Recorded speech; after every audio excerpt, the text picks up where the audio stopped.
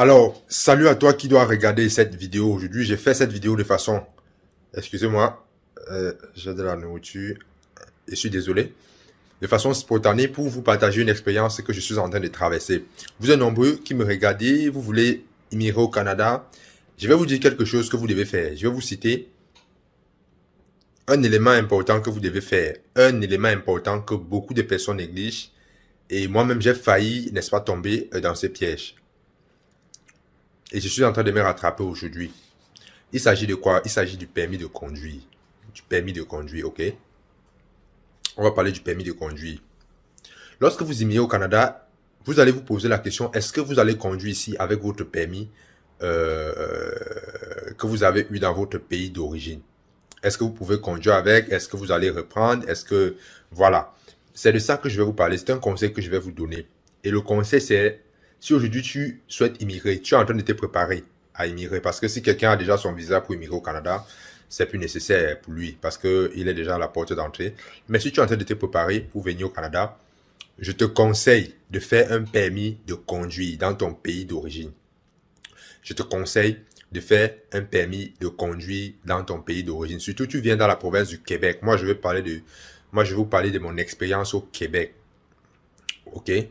Donc, qu'est-ce qui se passe? Lorsque tu viens au Canada, que tu sois résident permanent, que tu sois résident temporaire. Ce que j'appelle résident temporaire ici, c'est étudiant, c'est travailleur temporaire. Travailleur temporaire, ça veut dire quelqu'un, par exemple, qui a eu un contrat de travail, d'accord, de l'extérieur, c'est-à-dire un employeur au Canada l'a recruté à partir de l'étranger pour qu'il vienne travailler au Canada. Ça, c'est un travailleur temporaire. Si tu es venu au Canada, tu as fini tes études comme ce fut mon cas.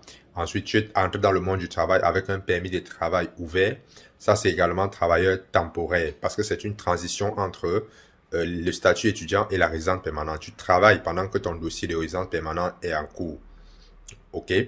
Donc, c'est une étape à suivre. Moi, c'est l'option que j'avais prise, venir travailler, étudier, et étudier, travailler et devenir résident permanent. OK?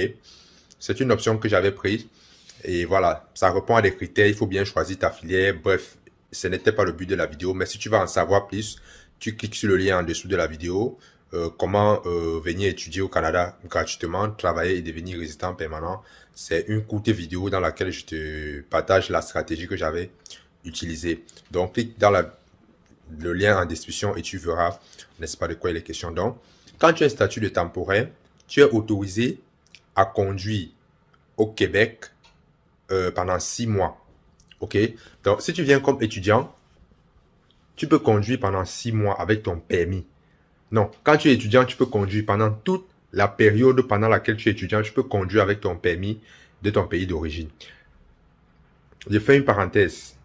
Là, je parle des pays qui n'ont pas des accords avec le Québec. OK? Il y a des pays qui ont des accords avec le Québec, de façon à ce que lorsque vous arrivez ici avec votre permis, vous pouvez aller échanger très facilement. Il y a des pays comme la Belgique, la France, ainsi de suite, ainsi de suite. Il y a plusieurs pays. Je ne les maîtrise pas toutes, mais d'ailleurs, je pense que je vais mettre le lien de la Société de l'automobile du Québec. OK? Il y a une société qui gère ce qui a au transport, permis d'études. Je vais mettre ça dans la description pour que vous preniez déjà cette information en considération lorsque vous vous préparez. C'est très, très important. Je vais vous dire pourquoi par la suite. Donc, lorsque vous venez donc, quand vous êtes étudiant, vous pouvez conduire pendant le moment où vous êtes étudiant, vous pouvez conduire toute cette période-là avec le pays de votre pays d'origine, avec le permis de votre pays d'origine. Après ça, après votre étude, vous avez 6 mois, OK, pour renouveler ce permis. Votre permis, c'est-à-dire avoir un permis canadien, un permis québécois.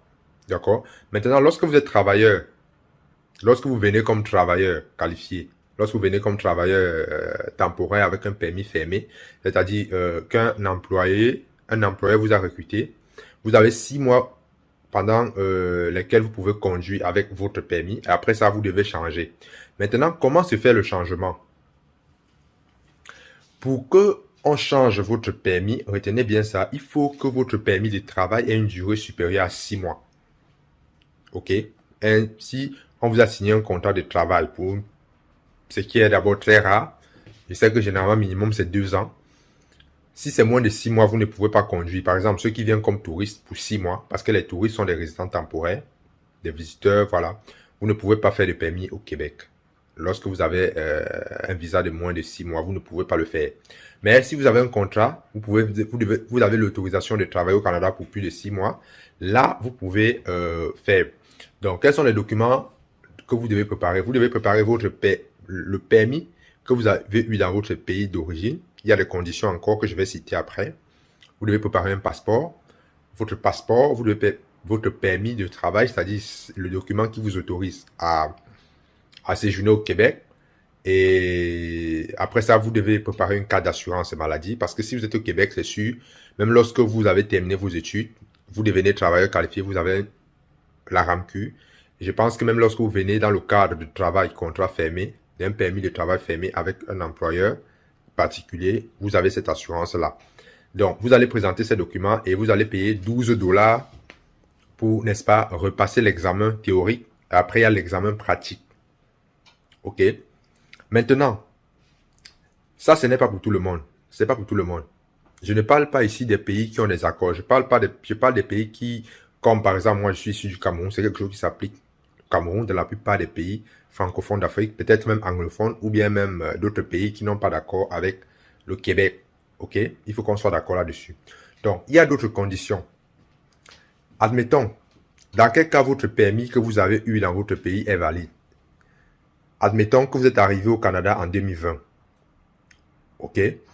Et que vous avez eu votre permis, disons vous êtes arrivé en janvier 2020 et que vous avez eu votre permis en septembre 2019. Là, vous ne pouvez pas. Il faut que vous ayez conduit plus de 6 mois dans votre pays avec votre permis avant d'arriver au Canada. Si vous avez conduit moins de 6 mois avec votre permis dans votre pays d'origine, vous arrivez au Québec, vous allez reprendre tout à zéro. C'est-à-dire, vous allez à l'auto-école, vous allez faire. Et je vous informe que les cours d'auto-école ici, il faut mettre au moins 1000 $ et ça fait 1 an. C'est long. Vous devez apprendre à conduire pendant toutes les 4 saisons avant d'espérer avoir un permis au Québec. Et je sais que c'est très long et le temps, c'est de l'argent. Ça, vous le savez. Et donc, si tu es dans cette situation aujourd'hui où tu vas immigrer au Canada, fais ton permis de conduire rapidement. C'est très, très important. Parce que lorsque tu as une voiture ici, ça, il ne faut pas qu'on se le cache. Dans certaines situations, c'est important. Parce que vous allez arriver au Canada, vous allez trouver, par exemple, si vous cherchez un emploi, et que l'emploi est situé à 1 heure, parce qu'il y a des emplois qui sont situés dans les périphériques où tu vas faire 45 minutes. Je vous assure, avec la voiture, c'est très rapide et c'est très pratique. Tu prends 20 minutes, tu pars 20 minutes, tu rentres. Or, si tu prends le transport en commun, tu vas passer peut-être 1 heure, 1 heure 30 minutes. C'est une situation dans laquelle je me suis trouvé à un moment donné et j'ai décidé de faire mon permis, d'aller reconduire en fait. J'ai pris rendez-vous là, je vais vous rendre compte, je vais recomposer parce que j'avais déjà un permis qui respectait les conditions en fait que je change. J'ai un rendez-vous, je vais aller confirmer ça et je vais vous dire. Donc, c'est un peu ça. Et il y a un autre élément que je voulais aussi ajouter, ça me fuit l'esprit. Donc, j'ai retrouvé, l'autre élément, c'est lorsque vous reprenez votre permis à zéro. Bon, je ne vais pas entrer dans les cours, je ne vais pas entrer dans tout, mais le permis d'études au Québec se passe en 2 phases. Il y a une première phase où vous avez certains cours que vous allez suivre. OK? Vous avez certains cours que vous allez suivre. Attendez, je vais vous montrer. Il y a des livres que vous allez acheter. Moi, excusez la lumière. Ça, c'est par exemple un livre. Vous voyez? Un livre conduit d'un véhicule de promenade. Ça, c'est un véhicule de classe 5. Conduit d'un véhicule de promenade. Je ne sais pas. Vous voyez? Ça, j'ai acheté ça pour me préparer parce que voilà, je sais que j'ai les conditions. Je respecte les conditions. Ça coûte 19 $. Je sais que je respecte les conditions pour, n'est-ce pas, recomposer sans faire l'auto-école entièrement parce que c'est long et c'est coûteux. Ok, je ne dis pas que c'est mauvais. Il y a aussi le deuxième bouquin là qui est, excusez-moi, ouais, le guide de la route. Donc, le guide de la route, voilà, c'est 2 documents que vous devez acheter quand on vous conseille d'acheter lorsque vous faites l'auto-école ici. Moi, je les ai lus. Donc, vous avez une première phase, vous avez un certain nombre de modules dans ces livres que vous devez passer. Et n'est-ce pas, on va vous délivrer un conduit apprenti, c'est-à-dire un permis de conduire apprenti. C'est avec ce permis-là que vous serez autorisé à vous asseoir dans un véhicule avec votre, je vais dire votre professeur d'auto-école, quoi. C'est avec ce permis-là que vous pouvez commencer à aller à route avec lui, quelqu'un pour vous assister. Une fois que vous avez eu ce permis-là, vous allez suivre vos cours pendant 12 mois, 10 à 12 mois, et à l'issue de ça, vous allez faire un examen théorique.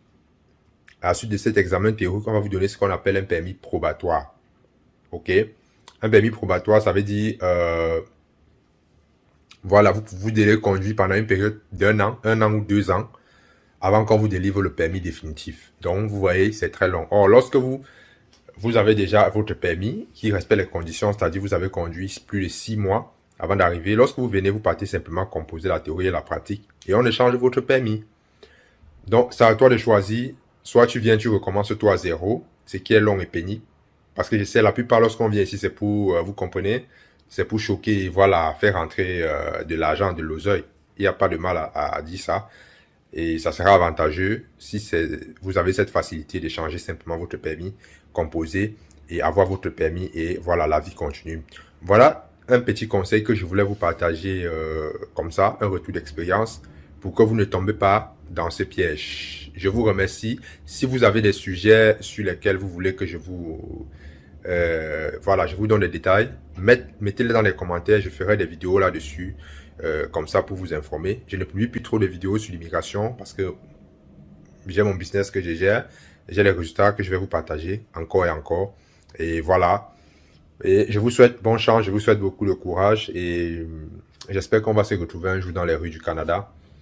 Ciao.